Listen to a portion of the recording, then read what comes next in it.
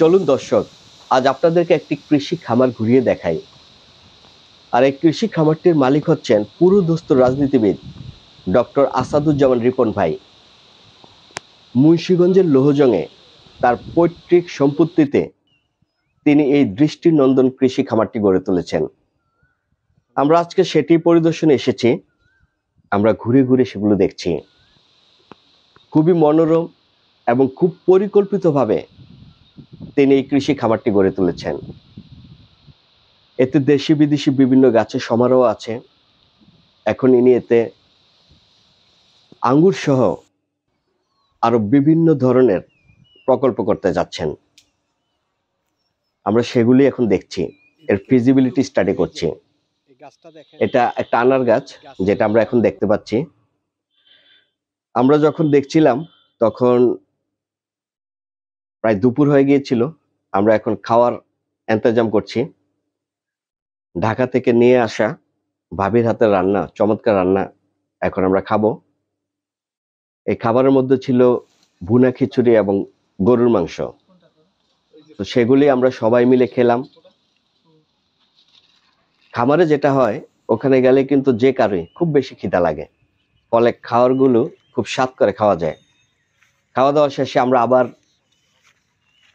পরিদর্শন করছি বিভিন্ন স্থান, এগুলো ঘুরে ঘুরে দেখছি, আলোচনা পরামর্শ করছি।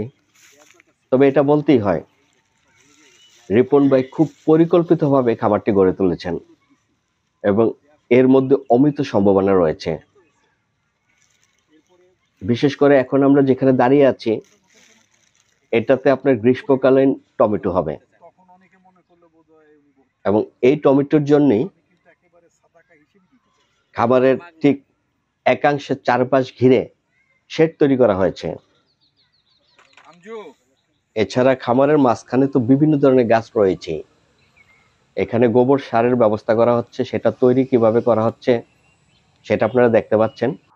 সে বিষয়ে রিপন ভাই দিক নির্দেশনা দিচ্ছেন এবং রিপন ভাই তার খাবারের সৌন্দর্য যে একা উপভোগ করছেন বিষয়টি ঠিক তা নয়। তিনি তার ফেসবুক বন্ধুদের সাথেও সেটা ভাগাভাগি করে নিচ্ছেন। আমরা এখন দেখতে পাচ্ছি রিপন ভাই ফেসবুক লাইভের মাধ্যমে পুরো বিষয়টি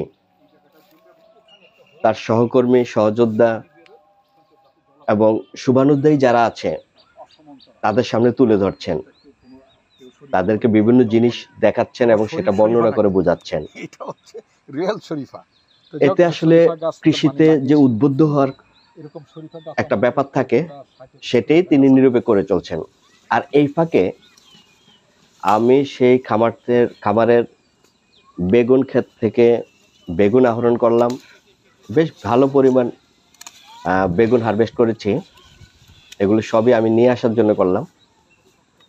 এছাড়া বেগুন ছাড়াও সেখানে ছিল লাউ, এবং এই লাউটা সবচেয়ে বড় বিশেষত্ব ছিল যে এটা একটা নাকি বিন্দু লাউ। সেটাও আমি নিয়েছি। তবে বেগুনের পরিমাণই ছিল খুব বেশি এবং খুব টাটকা। এই সেই বিন্দু লাউ, এটাও আমি প্রচুর পরিমাণে হারভেস্ট করেছি।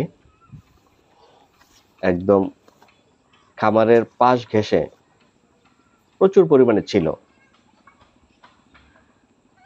সারাদিন খামারে ঘোরাঘুরির পর বিকেলে স্থানীয় কিছু সুহৃদের সাথে আমরা চা আড্ডায় মেতেছিলাম।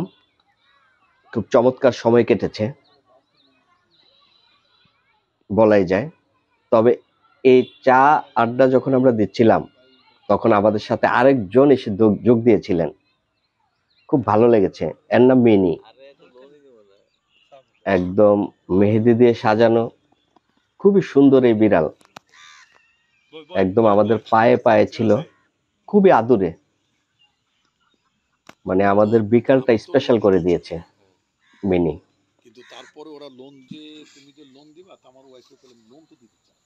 সে আমাদের আশেপাশেই সবসময় ছিল।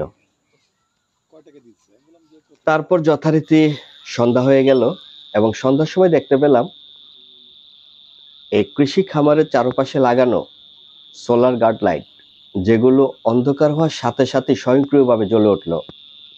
এবং পুরো খামারে একটা দৃষ্টিনন্দন পরিবেশ তৈরি করলো, যেটা হয়তো ক্যামেরাতে পুরোপুরি ধরা পড়বে না, কিন্তু সামনাসামনি সেটা ছিল খুবই চমৎকার এবং হৃদয়গ্রাহী।